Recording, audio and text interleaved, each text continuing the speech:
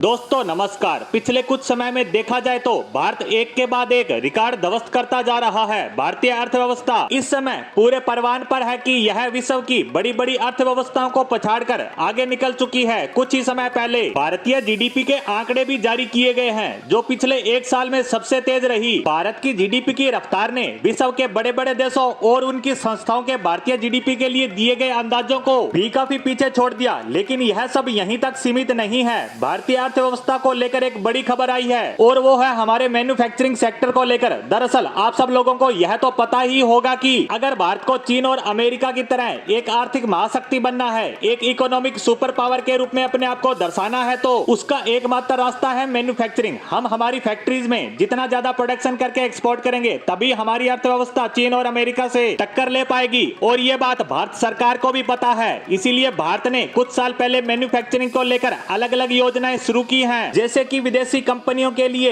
PLI scheme चलाई गई, make in India programme चलाया गया और इन्हीं योजनाओं का परिणाम अब हमें मिलना शुरू हो चुका है। दरअसल खबर आई है कि मैन्युफैक्चरिंग परचेजिंग मैनेज यानी पीएमआई, जो एक तरीके का इंडेक्स है, ये बताने के लिए कि किस देश की अर्थव्यवस्था कितना मैन्युफैक्चरिंग कर रही है। और अब अप्रैल और मई की यही पीएमआई निकलकर सामने आई है, जिससे पता चला है कि हमने इन महीनों में इतनी ज्यादा मैन्युफैक्चरिंग की है कि हमने पिछले 31 महीनों यानी लगभग 2.5 साल का रिकॉर्ड ही तोड़ दिया। इन 31 महीनों में हमने किसी भी महीने में इतनी ज्यादा मैन्युफैक्चरिंग नहीं की है जितना मई महीने में की गई। और इसी कारण मई महीने का पीएमआई इंडेक्स 58.7, वहीं अप्रैल महीने का 57.2 है। इसे लगभग बराबर ही कहा जा सकता है। यानी पिछले 2 महीनों में भारतीय कंपनियों ने दबाकर मैन्युफैक्चरिंग की है। अब इस पर कुछ लोग कह सकते हैं कि इसमें क्या बड़ी बात है, बड़ी बड़ी कंपनियों ने मैन्युफैक्चरिंग करके पैसा कमाया होगा और इसे एक्सपोर्ट करके भारत सरकार को भी विदेशी मुद्रा मिली होगी। इससे आम जनता को क्या फायदा हुआ? तो मैं आपको बता दूं कि इसमें आम जनता का भी बहुत बड़ा फायदा है, क्योंकि इन सब मैन्युफैक्चरिंग के लिए फैक्ट्रीज में भी काम करने वालों की आवश्यकता होती है। यानी नौकरियां मिलेगी तो लोगों के इनकम का सोर्स भी पैदा होगा और यह सीधे आम जनता से ही जुड़ा मामला है, क्योंकि इन फैक्ट्रीज में बड़े बिजनेसमैन तो काम करने से रहे। लेकिन अब एक्सपर्ट कह रहे हैं कि हमने बड़ा रिकॉर्ड तो बना लिया, तो हमें आराम से नहीं बैठना चाहिए, बल्कि अब हमें और ज्यादा मेहनत करनी होगी ताकि इस रिकॉर्ड लेवल को स्थायी रूप से मेंटेन किया जा सके। साथ ही भारत सरकार को और ज्यादा सुविधाओं के साथ पीएलआई स्कीम को चलाना होगा, जिससे इन सुविधाओं को देखते हुए और ज्यादा विदेशी कंपनियां भारत में अपने मैन्युफैक्चरिंग प्लांट स्थापित करें, जिससे उन कंपनियों के साथ ही भारत सरकार की तो इनकम होगी ही, उन सबसे बड़ी बात लोगों को बड़े लेवल पर रोजगार भी मिलेगा, और जिसकी भारत में आज सबसे ज्यादा जरूरत है। और देश का असली विकास भी तभी नजर आता है जब वहाँ के नागरिकों को रोजगार मिले। रोजगार मिलने से एक फायदा और भी होता है, जो किसी की नजर में नहीं आता।